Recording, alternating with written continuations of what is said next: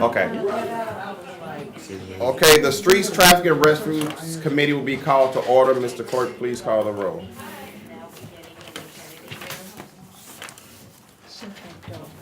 Alderman Moore. Alderwoman Murphy. Here. Alderman Kotar. Alderwoman Boyd. Here. Alderman Bosley. Alderwoman Martin. Here. Alderwoman Middlebrook. Here. Alderman Moore. Alderman Kotar. Alderman Bosley. You have four, sir. You need what? Oh, Alderman Boyd. Present. I'm sorry about that. That's okay. And you're right here, too. Board Bill 129 will be placed before us, sponsored by Alderman Joe Vaccaro. We will not be taking public testimony. We have gone through all of that. And so what's the will and pleasure of the Alderman from the 23rd? I'd like to get this passed out of committee today. They came in, the carriage people came in and said, they want regulations, they wanna know what do we want. Yet, then in court, they fight, and the courts rule the taxi commission can't regulate them. Then I've been kind of just sitting on this with kind of just thought, well, let's just wait and see how it goes. But then now they're up to Jeff City trying to say, we can't regulate them. What they want is no regulations. We have the right to regulate our streets. I believe we need to pass this out of committee, get it to the full board. I believe once this is in place, they may want to then talk, because in Jeff City, we're not banning carriages. We're just saying that on the public streets, you can't have the horses. They can do it in parks. Forest Park's a nice place to go for a ride on a horse carriage, So we're not doing it, we're doing something similar to what New York and other places have done. Not banning carriage rides, we're just saying that it's a safety issue. This came to my attention when one horse with nobody in the carriage ran off into the river and drowned with the carriage on the back. And then when I get a call from Channel 2 News, when we have people diving out of a carriage running down the riverfront. Thankfully, nobody was seriously hurt, but an out-of-control horse running down the riverfront. When I had proposed that we need to do some regulation, so somebody's always in control of that horse, that somebody's always at the reins, they said that's too expensive. As an industry, they bring in less than $2,000 into the city. I think it's a public safety issue, and if anybody has driven in front of the arch on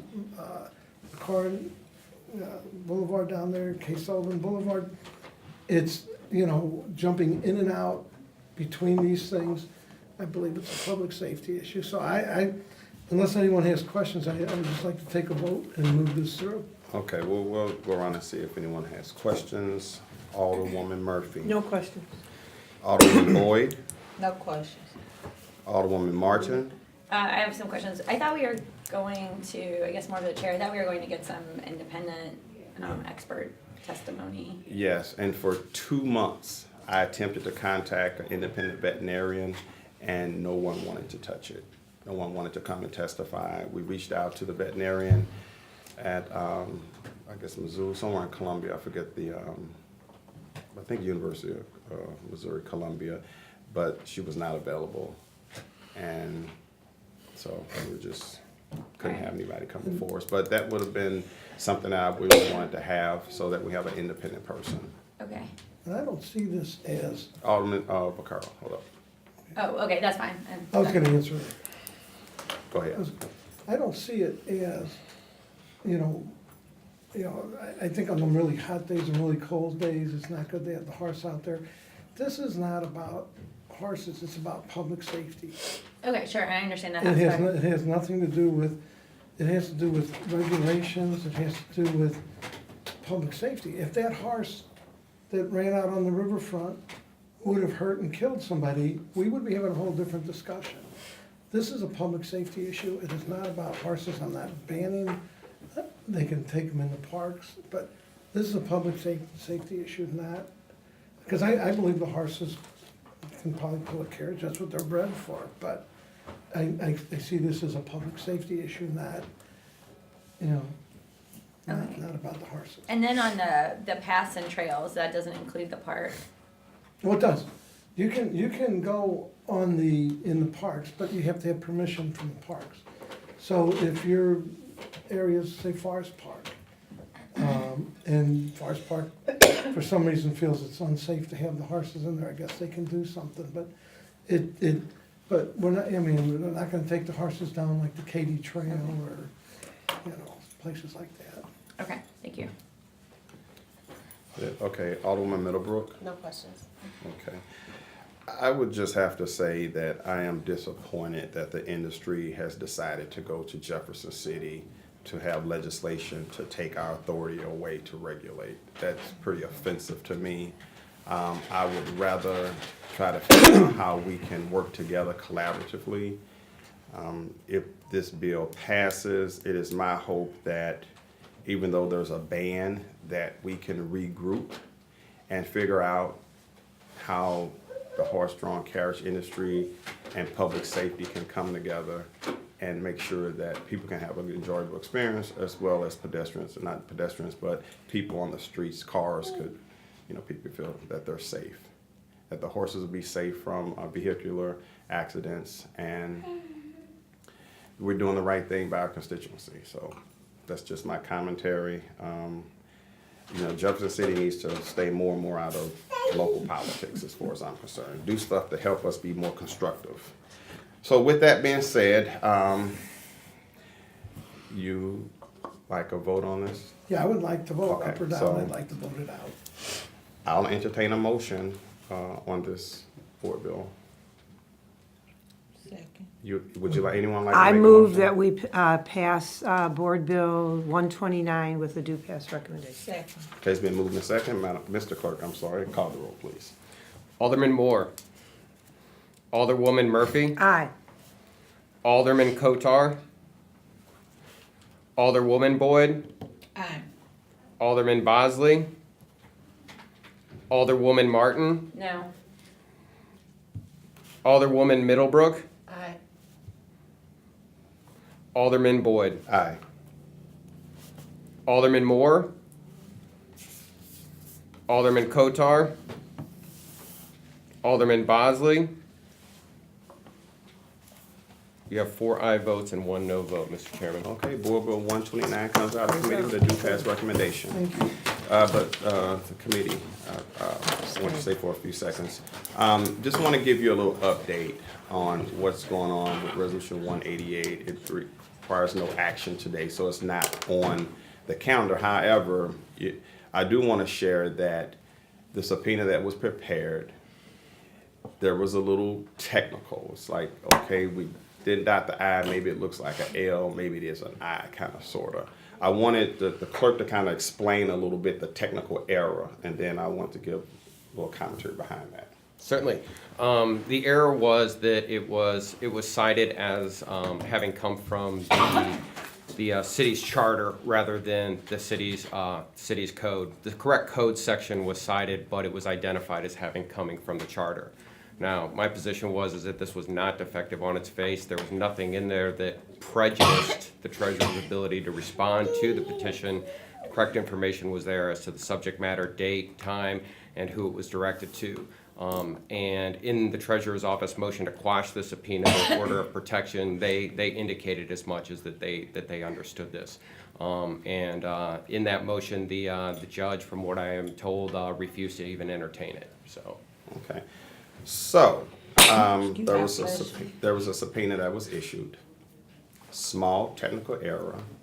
The treasurer decided to use taxpayers' money to go to court for an order of protection. The judge refused to hear it. And within that order of protection motion, it talked about a conflict of interest, which she continues to say that I have a conflict of interest. Let's be clear, I am not going to recuse myself from having a conversation with the treasurer, notwithstanding a lawsuit that has nothing to do with the conversation that we want to have with her as a committee.